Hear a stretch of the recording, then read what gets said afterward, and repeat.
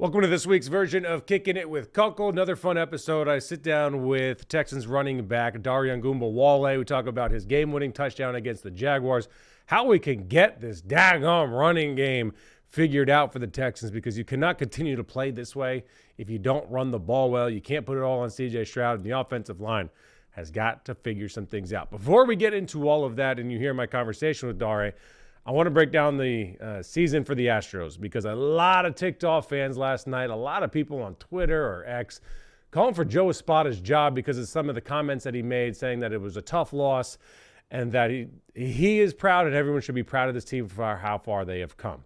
So everybody got so angry because that's not the standard that has been set for the Astros in this city, and that 7 straight ALCSs has set a new bar, and that it should be the goal. They should be trying to win the World Series, not be proud when they get knocked out in the wild card after getting swept.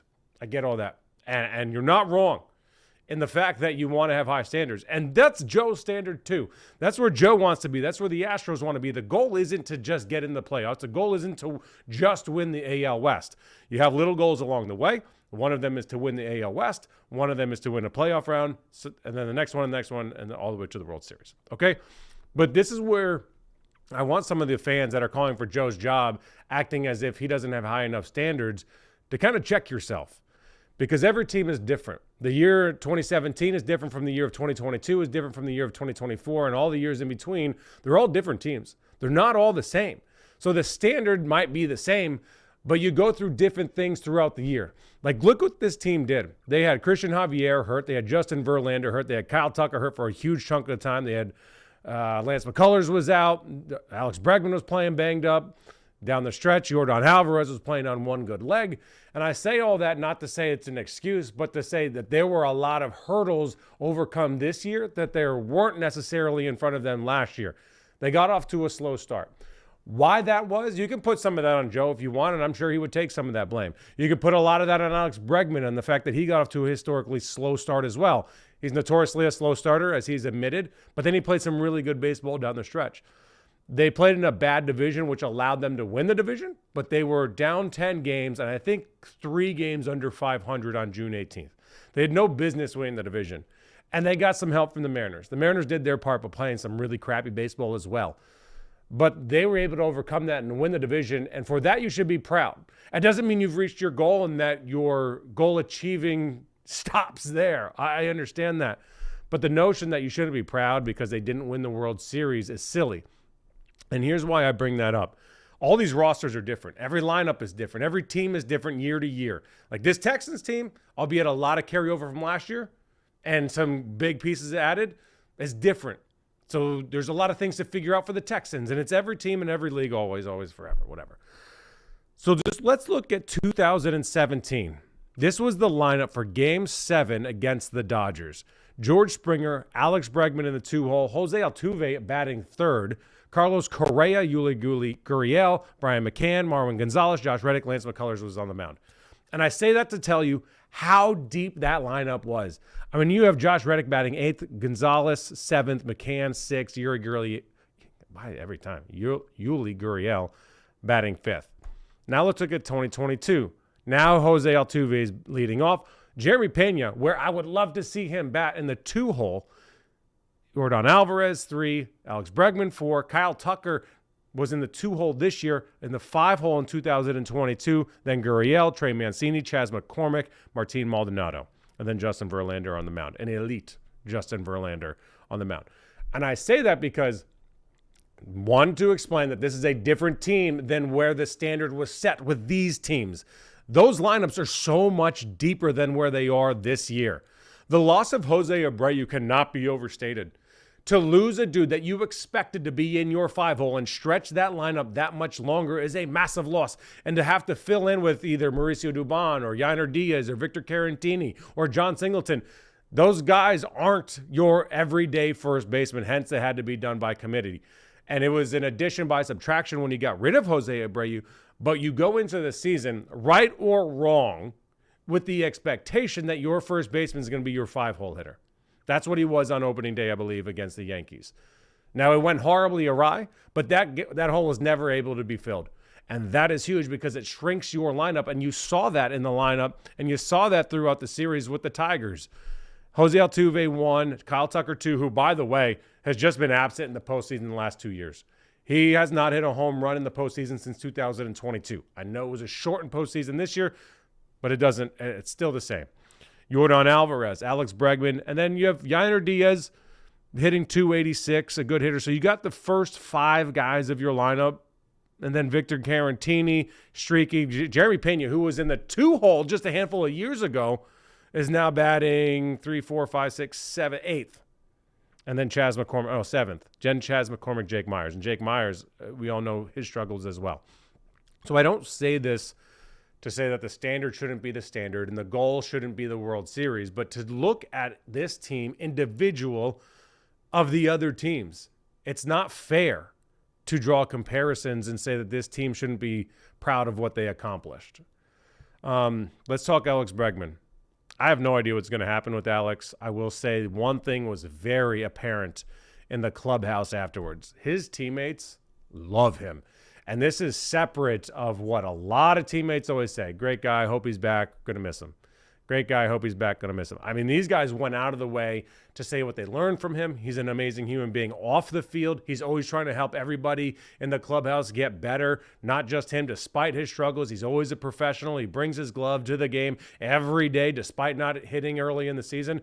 And one thing was noted when I talked to Dana Brown here on Kickin' It With Kunkel was that it was Alex Bregman that told Hunter Brown that maybe he should start using his two-seamer a little bit more and have that be effective in order to run in on some of the batters, because he was getting lit up early in the season. And then as soon as that happened after May, Hunter Brown became one of the best pitchers in all of baseball. And I'm going to get to the pitching staff, which is another topic in a little bit. But the loss, if Alex Bregman is gone, it's going to be a huge hole in this clubhouse's heart. That's a wild thing to say, but the dude has been here forever. He's a staple on this team.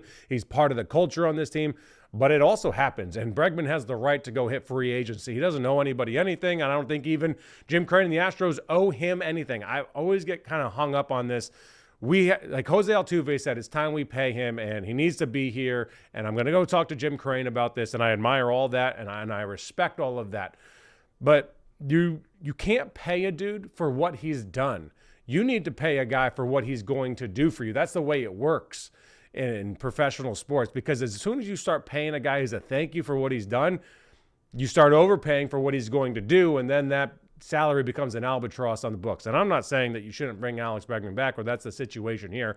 I'm just saying that if Alex Bregman wants to go out and get the most dollars, then maybe it won't be in Houston. And power to you, man. Like, go get your big deal. No problem with that at all. He's accomplished everything that he can accomplish in Houston. A 2-time World Series champion, 2-time All-Star, all MLB second team, Silver Slugger Award. And just personally, I will say, win or lose, he was always available in the clubhouse. He gave good, thoughtful answers. He was always a good dude, just to me personally. And for that, I'll always be grateful. I'm not going to ever act like I know these guys, because I don't know them. I just have experiences with them in the clubhouse, which is more than a lot of you do out there. So I can just at least offer my tidbit on that. Who would have thought throughout this season that the Astros pitching staff would have actually gotten better and showed growth despite losing Justin Verlander, Lance McCullers never returning, same thing with Luis Garcia, Christian Javier going out, and Jose Urquidy injuries. Like, if you went into the season and told me those were the injuries, good luck. Like, have fun this season. It's time to rebuild, maybe sell a little bit, get some draft picks, build up the farm system, get ready for next year. But instead, Dana Brown goes out and gets Yusei Kikuchi, who you could bring back next year. I don't know what's going to happen with him, of course, but it's a possibility. That was a great deal. After the fans ripped Dana Brown for the deal, it was a great deal. They won 8 of 9 of his starts, I think, with the Astros. But to be able to fill in with Hunter Brown and Spencer Arrighetti in particular, like, the pitching staff got better this year because of the injuries in a weird way. Hunter Brown is a superstar. My opinion, and I would tell Joe this, I would have started Hunter Brown game 1. Framber Valdez, I can't trust. I can't trust him in game one. He hasn't been good in the postseason in his last 4 starts. He's given up at least 3 runs in his last 4 starts in the postseason. Hunter Brown was pitching as good as any pitcher in the postseason or in the regular season in all of Major League Baseball. That's how good Hunter Brown is. He's going to be a superstar. He's an absolute stud. And then you have Spencer Arrighetti. Like, this dude is unbelievable as well. His strikeout numbers, what he was able to accomplish. I remember seeing Spencer Arrighetti in spring training, and the question was Forrest Whitley or him. Who's going to make it to the big leagues first? What would their role be? Would they be a long guy in the pen? Would you kind of turn them into a bullpen guy? Because the middle relief was such a question for the Astros, which turned out being not terrible. I know everyone's all hung up on the bullpen right now after what happened, but nonetheless, that pitching staff and what Spencer Arrighetti and Hunter Brown did, and Ronel Blanco, obviously what he became. You now have going into next year, Framber Valdez, Ronel Blanco, Hunter Brown, and Spencer Arrighetti. Maybe you say Kikuchi. I'm sure I'm forgetting somebody. And then you can add some of the guys, but those are locks that you have other than the guys that are coming back from injury. So, I mean, like, that pitching staff is legitimate, and it's better than it was coming into last season, and you thought you had a pretty good pitching staff coming into last season. Let's get to the back end of the bullpen. Listen, Josh Hader gave up the game-losing runs, if you will, obviously. Brian Presley did no favors for him. I would be surprised if Presley's back. I think, don't quote me on this, but I think that there is a mutual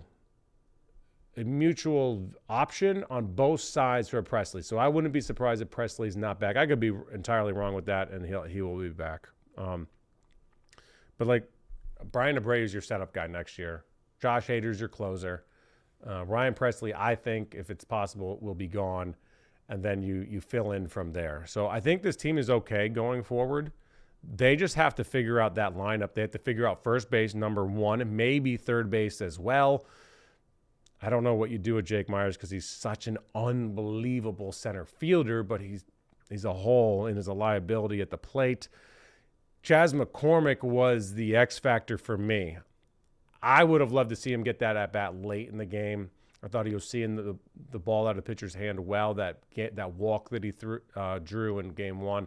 But all this, whatever. If he can get back to healthy, Chaz would be an unbelievable addition to where he was a couple years ago, and I think he had 22 home runs. But anyway, my biggest point is to say be proud of what this team accomplished.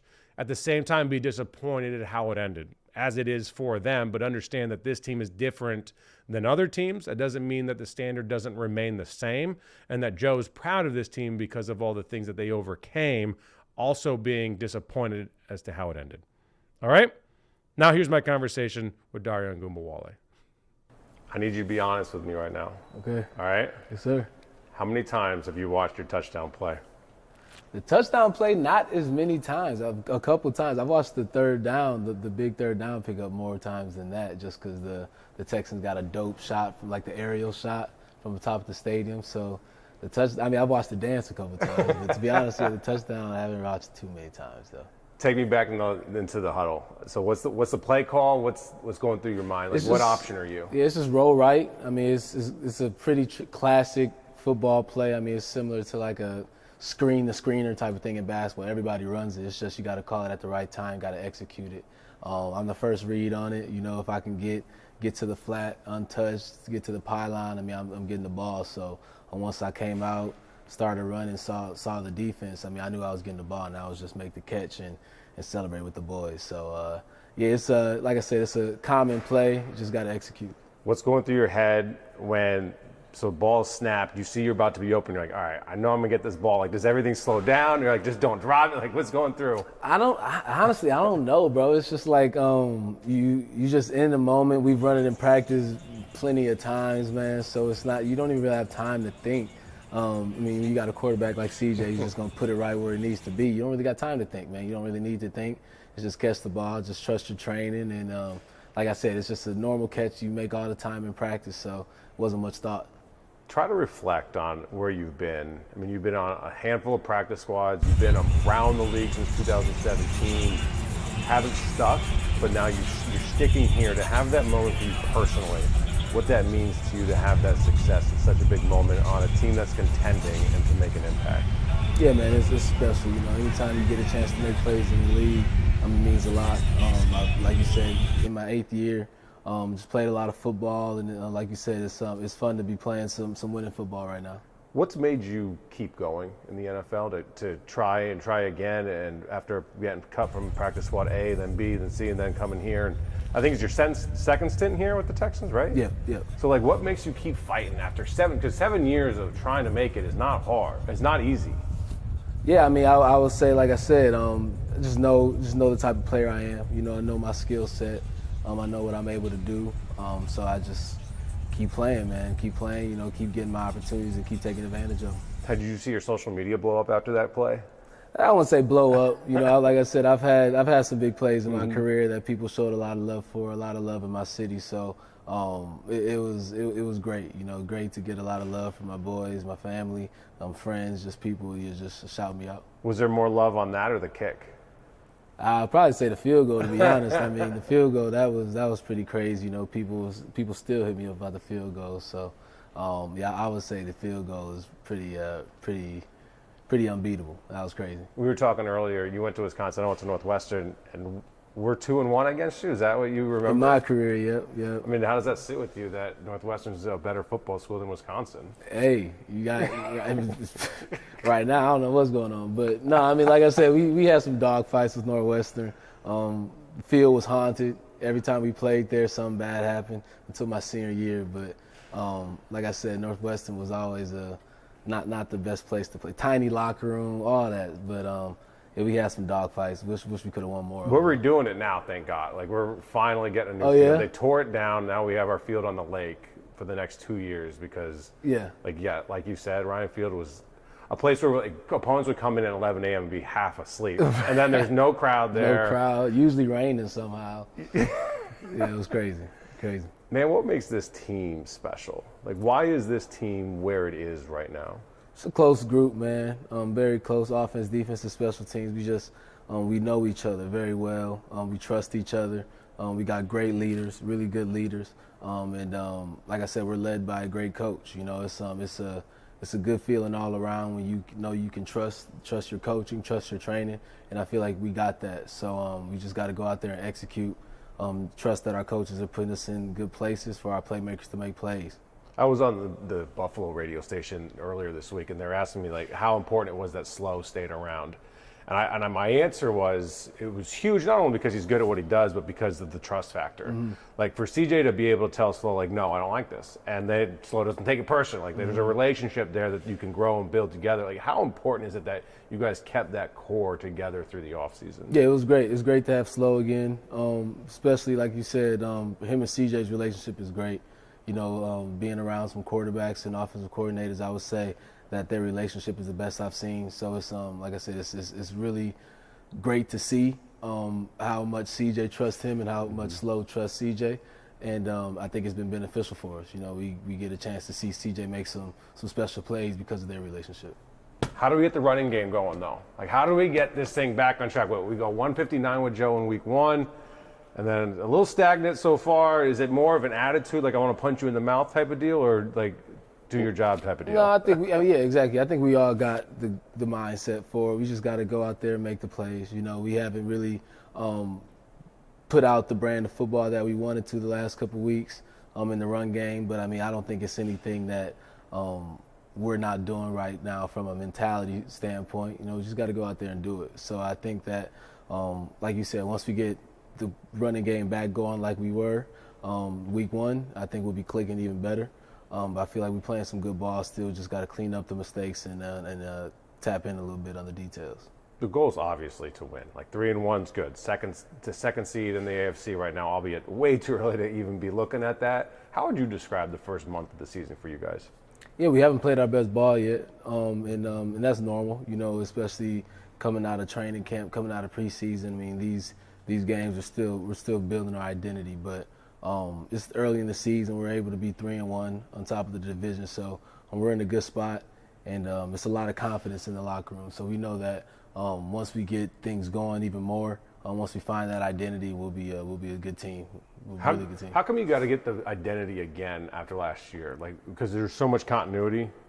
You know what I'm saying? Every year in the NFL, I mean, it's just the nature of the NFL. Nothing's the same. I mean, you're always going to have new players coming in and players leaving. That's just the nature of the league, and it's a good thing. You know, it's a good thing, and I think that every team has to find their identity early in the season. Every unit, every defense, every offense just kind of has to find what that group of players is going to put out on the field. So we're still in that spot, finding the identity, and I think that's a normal thing, and I think that's a good thing. But we're getting there, and we're finding ways to win the game as we're finding our identity, which is always good.